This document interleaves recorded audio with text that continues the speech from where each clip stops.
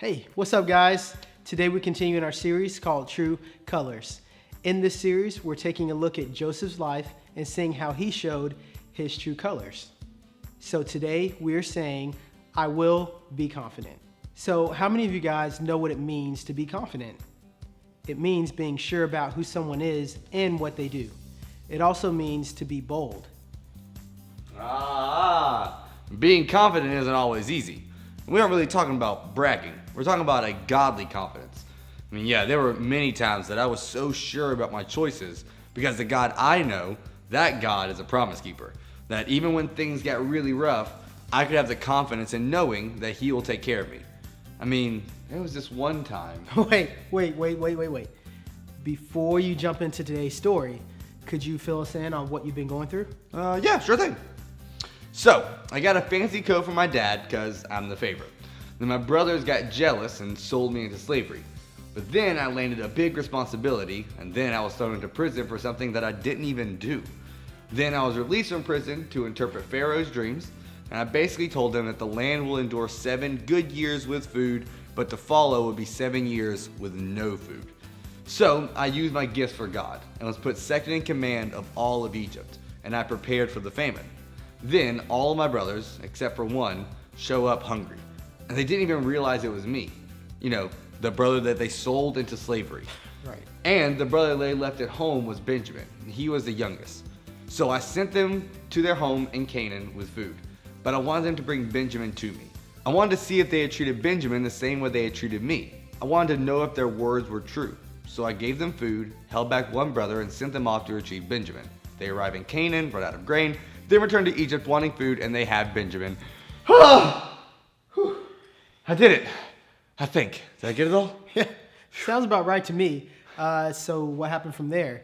Did you get to see Benjamin? Well, as they arrived, my steward, or my helper, brought them into my house, and he gave them water to wash their feet. He provided food for their donkeys, and I was planning on arriving at noon for a meal with my brothers.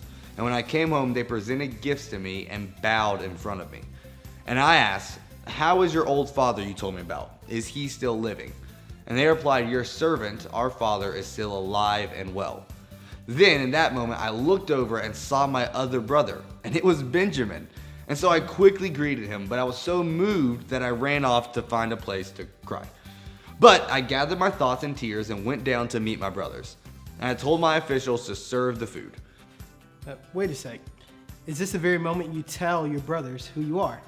Well, no. Okay, so when did this whole being confident thing come into play? Well, I'm getting there. It takes me a minute.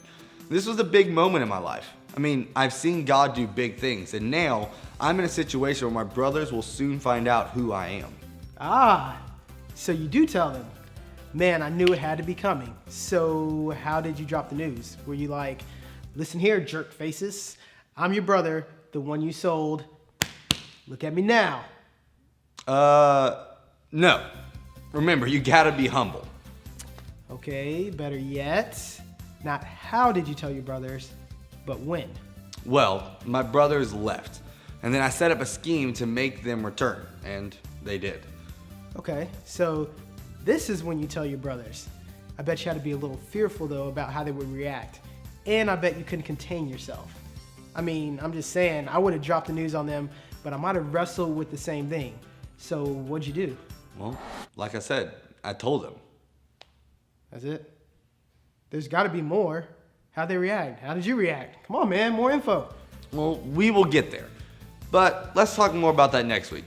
As for now, I have some dance lessons to Walk Like an Egyptian remix. Ricky. It's gonna be good, man. Are you sure you got this? Hey, you gotta have confidence, right? See you later.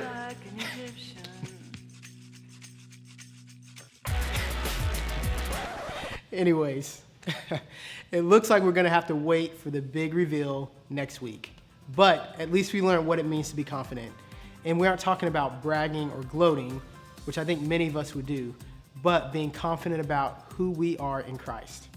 That no matter how others react, we can know that God is always on our side. Jeremiah 17:7 says this, "But blessed is the one who trusts in the Lord, whose confidence is in Him." When we're stuck with the tough decision, let's remember how big our God is. He's able to do far more than we can ask or imagine. So again, today we're saying, I will be confident.